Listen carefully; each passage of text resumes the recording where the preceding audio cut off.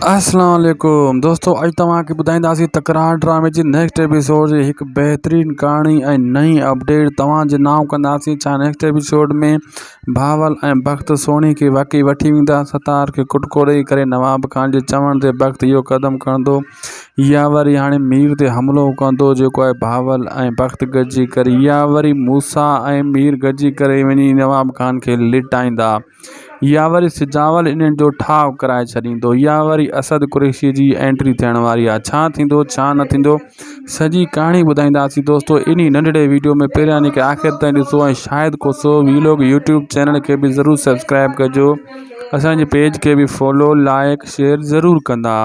दोस्तों तव्हांखे ॿुधाईंदा हलूं जेका हाणे किस्त अचण वारी आहे। पहिरीं ॻाल्हि त उन में नवाब खान मीर के पुलिस जे हथां ॿधाइण जी कोशिशि कंदो, गुम कराइण जी कोशिशि कंदो ऐं उहो इल्ज़ाम मूसा जे मथां लॻाइण जी कोशिशि कंदो, या सिजावर खान जे मथां या वरी भावल वारनि जे मथां। ख़ासि करे मीर खे गुम कराए उहो इल्ज़ाम भावल जे मथां बख़्त जे मथां लॻाईंदो।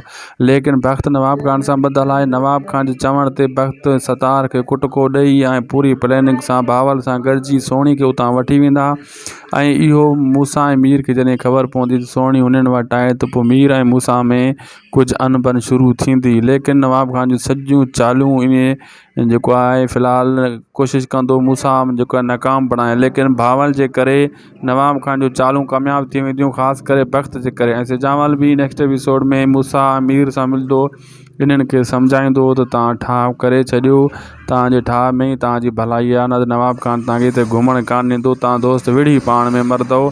ऐं मूसा इहो चवंदो, मम्मी मीर बि इहा ॻाल्हि कंदो त भावल खे केरु सम्झाए, भावल त कंहिंजी ॻाल्हि मञे ई कोन थो।